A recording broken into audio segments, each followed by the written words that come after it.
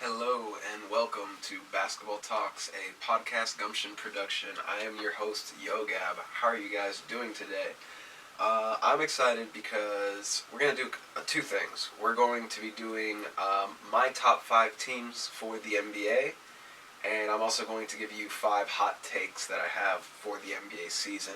But I really want to dive into these top five teams because, as we may already know, the landscape of the NBA and this free agency has changed forever, and just so many interesting team ups. Teams, dynamic duos. We're entering a new decade where it's not about big threes and super teams. It's about just quality, well balanced, all around teams, which honestly I love. This is honestly the NBA that I've missed. Feels more like 2008 basketball, where everything felt a little bit more competitive. Anyway, so I'm really excited to dive into my top five here. Starting with my number one, and love it or hate it, I love it. The Houston Rockets are my number one. Uh, if you've actually taken a second to look at the Rockets starting lineup, you would see that they're absolutely stacked. Um, and I think the biggest problem is that people are sleeping on the fact that Russell Westbrook and James Harden are two of the most explosive scorers that this league has today. And they literally just finished winning MVPs just a couple of years ago.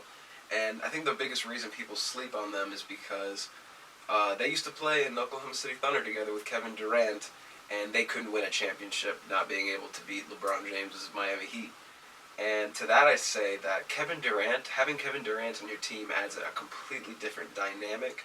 First of all, it completely changes your offense. And second of all, they are not the same players that they were back in 2012. It is 2019, about to be 2020, and these players have changed. They were not the players they've only gotten better. Is my argument. They might not be as athletic or as explosive as they once were, but they have adapted their games to be in the prime of their careers. So, looking at the Houston Rockets offense, Clint Capella, James Harden, Gerald Green, Eric Gordon, Austin Rivers, P.J. Tucker, Russell Westbrook, and then we have some. These are big names, but they're what I like to call sleepers. I mean, that's a pretty common term, sleepers. Players that just haven't reached their full potential yet. Anthony Bennett, he was obviously a big bust in a draft I forget which draft, but I think he has some potential to put up some solid minutes.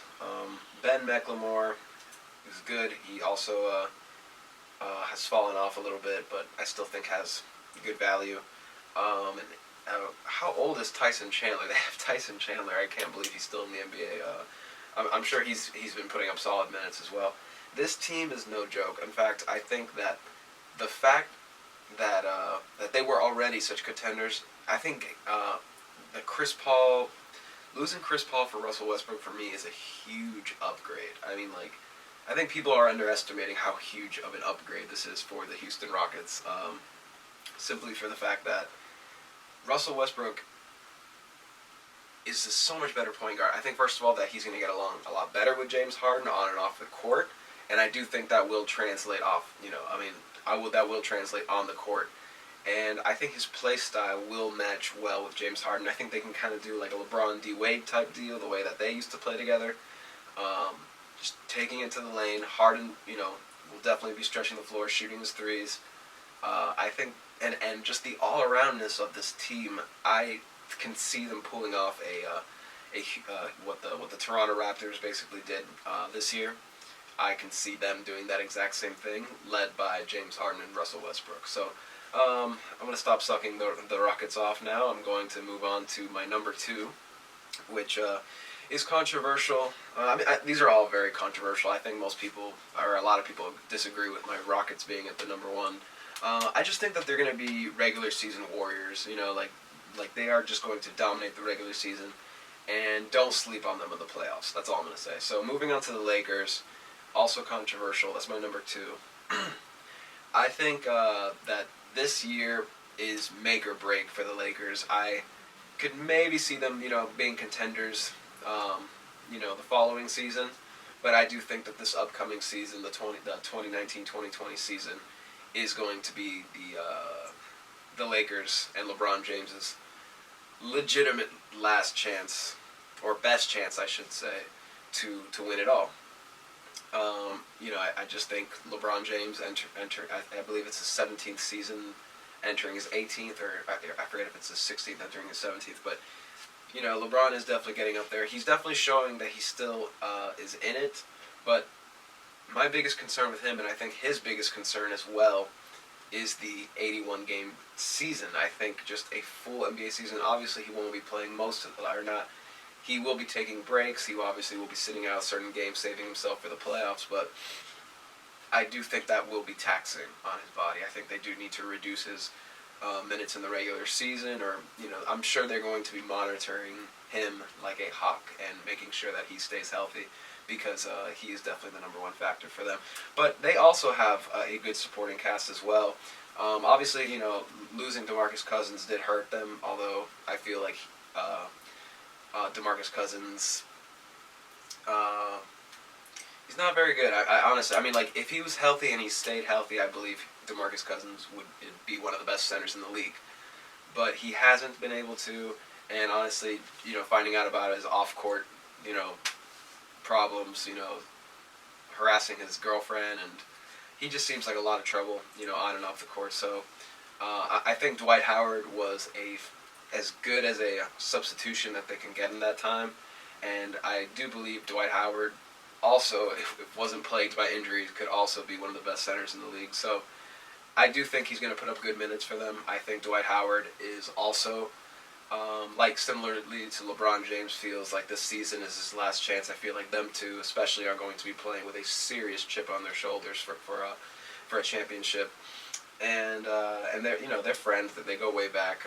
Look up the McDonald's commercial that they did back when they were both the Kings of the East back in 2009 or 10, I believe. They go way back. They're good friends, and I think that they are going to mesh well on the court. And looking at the rest of the Lakers team, I haven't even brought up Anthony Davis, because we already know what a force he is going to be. He kept the Pelicans, even remotely relevant, all practically felt like by himself, despite a few other good players, I believe Drew Holiday and a couple of others. But for the most part, that was Anthony Davis's team. He kept them relevant. He kept them good. So I don't even need to mention Anthony Davis, because this team wouldn't really be. I wouldn't be talking about them in the number 2 slot if it wasn't for Anthony Davis. So enough said about him. Jared Dudley, Danny Green.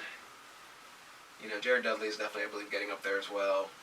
Danny Green definitely is going to supply a good amount of three-point shooting that is absolutely necessary in today's basketball. Kyle Kuzma, that is the one I really wanted to talk to the most. Arguably the number 3, for this team, the Chris Bosh, if I may say so, for this team. And I think he's going to play, obviously, a serious, I think all of them are very important to this team, but I feel like during the regular season is where he's going to need to step up the most to make sure that the Lakers get a good seed. He's going to be so valuable for them, because Kyle Kuzma is a fantastic player as well. So I'm going to move on to my number 3, but the last thing I want to say about the Lakers is that they are going to be a fun team to watch this year, battling it out against the Clippers. Just Lakers versus Clippers. We are entering a new era of basketball, and it is led by the Clippers and the Lakers. But I do not have the Clippers at my number 3 spot. I have the Philadelphia 76ers. Now, let me make this clear. I would actually have the Clippers at number 3 right behind the Lakers, if not for the fact that the Philadelphia 76ers are in the East, and by therefore have they become a lot more relevant, because they are the only, in my opinion, serious contenders, besides maybe the Bucks and maybe a handful of other teams, and maybe the Celtics. But the 76ers, for me, feel like an absolute shoe-in for the finals. And that's why I absolutely need to put them above the Clippers here. But despite that, I would have put the Clippers number 3. But for my number 3 is the 76ers. Uh, can we just remember the fact that if not for Kawhi Leonard's legendary 3-point buzzer beater bouncing shot, that it would have been a Philadelphia 76ers Golden State Warriors finals in 2019, which I find just pretty surprising, pretty kind of insane actually. And, that always will lead a question to wondering, would the 76ers have beaten the Warriors? I mean, that's just something we'll never get to know. I hear arguments saying no, they would not have been able to, but I wouldn't put it past them. I think it was very possible for that team. I think the 76ers were actually good enough. So with that being said, yeah, they almost made the finals, and I feel like although they did lose although they did lose Jimmy Butler, they got Al Horford, which I don't want to say is better or worse without him. I think getting Al Horford is very valuable, especially with Joel Embiid dealing with injuries. I think Al Horford is a phenomenal player, and I think he's actually in some ways more valuable than Jimmy Butler, although you could obviously make the argument that Jimmy Butler's clutchness and shooting ability was also very valuable. I do think the 76ers balanced each other out in a way by that trade-off. And so for the most part, I think the 76ers, let's see. Yeah, and getting Josh Richardson, I think that's a solid replacement for Jimmy Butler as well. I think, having Josh Richardson on the Heat and watching him play, he's a great offensive talent and can score pretty much any way he wants. So I feel like it is a neutral trade-off, I feel like. And yeah, and most importantly, the most important thing that we need to remember about the Philadelphia 76ers is that their young players, Ben Simmons to be specific, and of course Embiid if he can stay healthy, are players that are getting older and getting into their prime. They are maturing to be NBA stars, although they already have been, are only getting better and reaching their prime. I think they are an extremely talented team. I do think losing J.J. Redick did hurt them a lot. Yeah, J.J. Redick was a very valuable asset to their team, but they do seem okay. They do seem like they may have some trouble shooting the ball. They do look like they need maybe some more shooting, but other than that, I think they're going to be a phenomenal team. Do not sleep on the Philadelphia 76ers. So moving on to the Los Angeles Clippers. Now some people will freak out that I have them at number 4. Some people have them number 1, maybe number 2 in some power rankings. But look, this team is no joke. Okay, like I am not trying to disrespect this team. They are going to be phenomenal. They are going to be one of the best teams in the league. The fact that they were already able to make the 8th seed without Kawhi Leonard and Paul George already speaks a testament to like how their team is and how good they are already. But yeah, with Patrick Beverley, Lou Williams, they were killing it, and now they have phenomenal star power. There's no question that they are going to be a dominant force in the West and worthy opponents for the Los Angeles Lakers. I think Kawhi Leonard is going to be great, and I think Paul George as well. But I don't think that they are as good as LeBron James and Anthony Davis. That is my reason that I have them below them. That is my reason that... Look, I think star power is a big deal in the NBA. I think the players you have, you know how they say you're only as good as your worst player? I feel like in the NBA sometimes it's the other way around. I feel like having Anthony Davis and LeBron James, like, first of all, like they're giants, and athletic giants at that. I mean, and so are Kawhi and Paul, but I feel like the star power is just too much for them, and it is like a LeBron James and Dwayne, like the 2011, 2012 Miami Heat versus a well-balanced team, like the Oklahoma City Thunder. The Oklahoma City Thunder felt like a very well-balanced team when we faced them, but we had LeBron James, Dwayne Wade, and Chris Bosh, and we won through those great, proven, fantastic players. So, it's really tough for me to argue against the Clippers, but I am telling you that I really do think that the Lakers will be the better team. If not in the regular season, then in the playoffs. I do think that the Clippers may have a better regular season record, but I do think the Lakers will ultimately take it this year. So that is why I have them at the number 2 and the Clippers at number 4. And finally, moving to my number 5 team is the Milwaukee Bucks. And how can you have the number 1 team of last year that with the best record fall all the way to the 5th spot?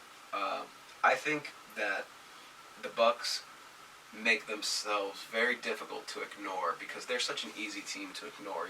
Milwaukee, it's a small market, but Giannis Antetokounmpo was the MVP and is the MVP. And I just don't think that although he does have talent, Chris Middleton and a few others, I do wonder about his supporting cast and how well that they can do as a unit. Yeah, on paper, in many ways, they are the favorites still. But I don't, unfortunately, see them going all the way. I do think that they need something else. I do feel like they need that second star, just like all the other teams in the league have now. Every great team now has a dynamic duo. I think Giannis just needs that second dynamic duo player to help elevate him to go further into the playoffs. I think they're going to murder it in the regular season. I think they're going to do very well, just like last season. But once again, I see them falling short when it's all said and done. So those are my top 5 teams. I'll recap it for you. It's my number 1 team is the Houston Rockets. Do not sleep on the Houston Rockets with their 2 MVPs and just phenomenal supporting cast. Los Angeles Lakers, another 2 dynamic duo, phenomenal, incredible, and definitely some older veterans. So you definitely have to worry about the age of them. Dwight Howard, Jared Dudley, Rajon Rondo. A lot of older players, but I do think that they are still proven veterans that are going to put up great minutes. So I have the Lakers 2, 76ers 3, Clippers 4, Bucks 5. So those are my top 5 teams. So those are my top 5 teams. I'm going to give you guys, after the break, I'm going to take a quick break. And after this, I'm going to give you my top 5 hot takes for the 2020 season. So stick around. Thanks.